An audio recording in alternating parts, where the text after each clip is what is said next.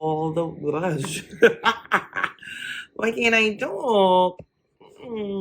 Hey Sugarfoot, and welcome back to my channel. So this video will be about how to properly stretch your ears.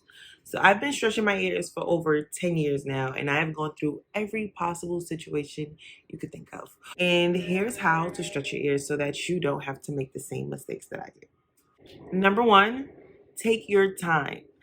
I was told this in the beginning of my journey and I did not listen, okay? I was just eager to get to my goal size.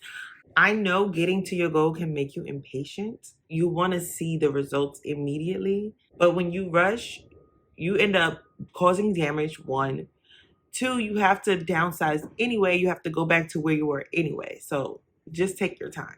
Utilize butters and oils. Butters and oils provide lubrication for your ears, so it makes it easier for you to stretch out. It also helps with the elasticity of your skin, which will help to prevent blowouts. Trust me, you don't want one of those.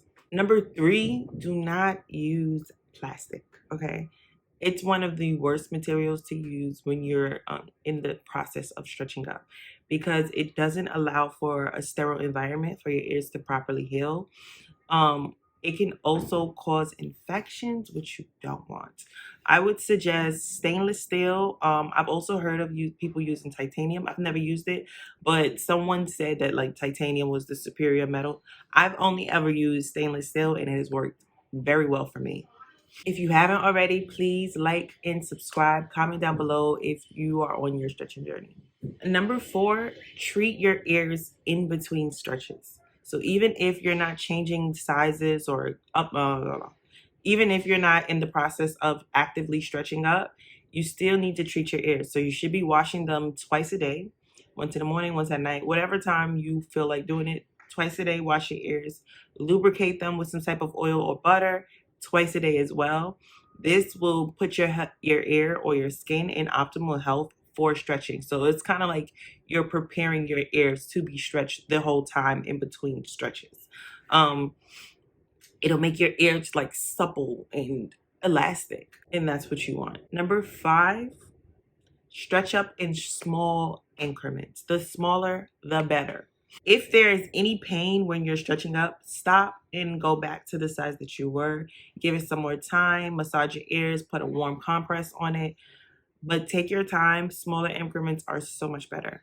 It should not hurt when you're stretching your ears. And the last tip I have is one, use tape. It's a two-part tip. One, use tapers for the sizes, I think it's like 18 gauge up to 00 gauge. Yes, 18 gauge to like 00 gauge. When you're starting out up to 00, you should be using tapers. Tapers or tape. I feel like tape is going to take forever.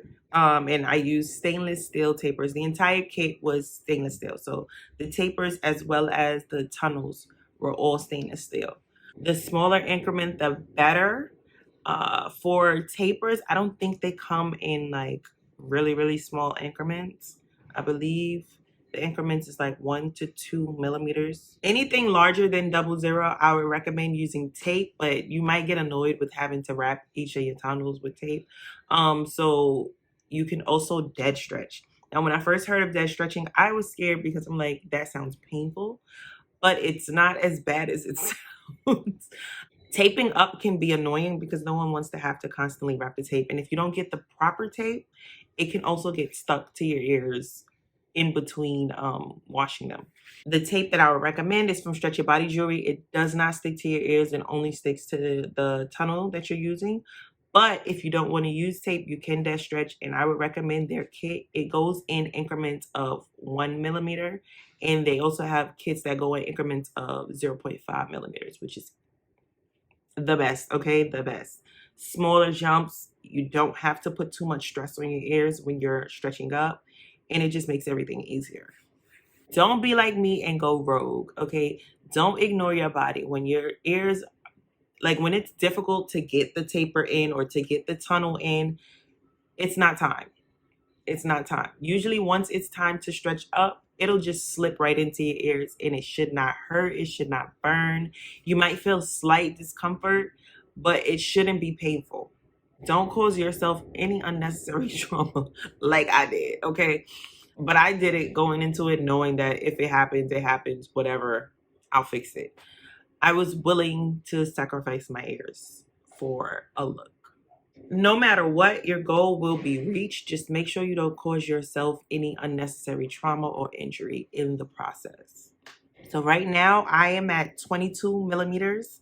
My goal size was 25. I was able to get there, but it seemed like every day my ears were shrinking.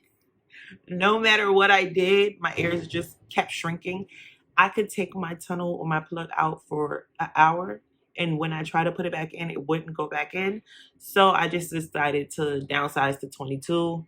And that's where I've been at for a while now. I think my ears have told me that's it. That's all we're doing, okay? Comment down below how long you've been stretching, what your goal size is, and what your current size is, because I want to see. I've been on this journey for years now, and I can't go any further, so I'm living through you guys now. But thank you for watching my video. Please like, comment, and subscribe, and I will see you guys in the next video.